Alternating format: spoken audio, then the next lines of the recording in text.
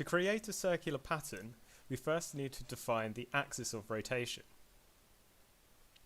In order to do this, we can use a node and set the vector of that node to be the vector of rotation for the pattern.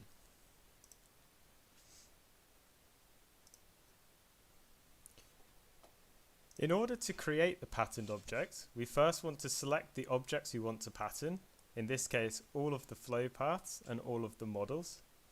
So I can hold down Control and click both models and flow paths in the project panel. I'll open the pattern button, which can be located in the Designer tab.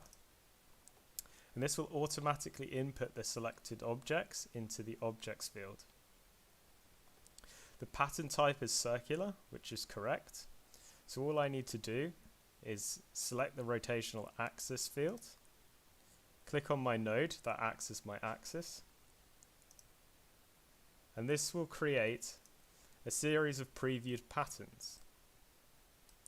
Now I can change the quantity of the pattern by editing this input field with the title quantity. I can change the angle that I wish my rotation to occur in, whether the rotation will be clockwise or anti-clockwise, and whether my parts will be inputted into a group in the project panel once I've clicked create. During the preview mode, you can edit the location of the nodes in real time, and the preview will update with visual feedback on what the overall parts will look like.